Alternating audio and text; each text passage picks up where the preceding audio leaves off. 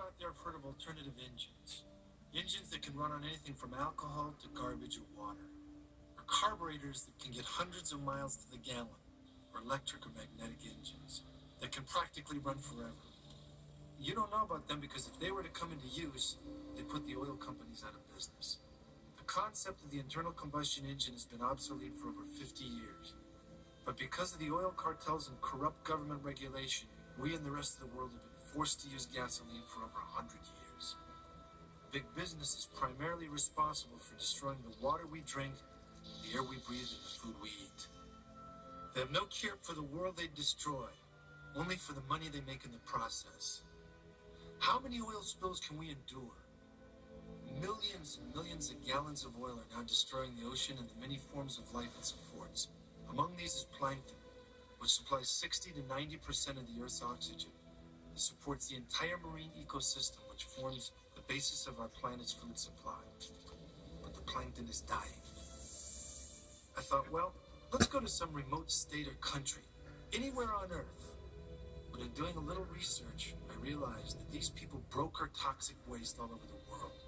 They basically control the legislation, and in fact, they control the law. The law says no company can be fined over $25,000 a day. If a company is making $10 million a day by dumping lethal toxic waste into the ocean, it's only good business to continue doing this.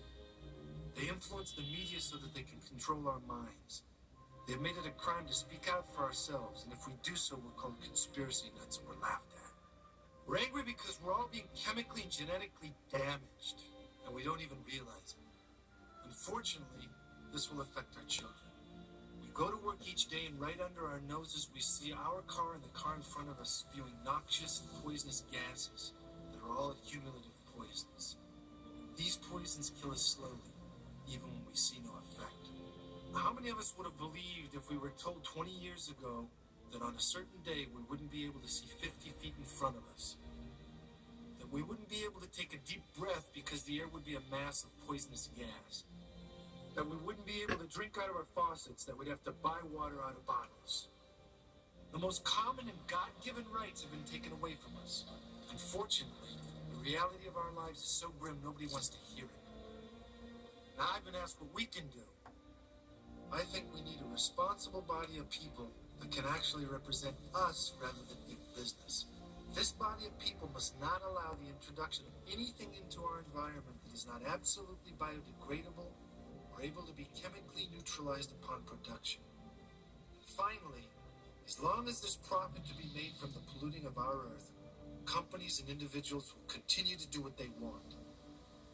We have to force these companies to operate safely and responsibly, and with all our best interests in mind, so that when they don't, we can take back our resources and our hearts and our minds and do what's right.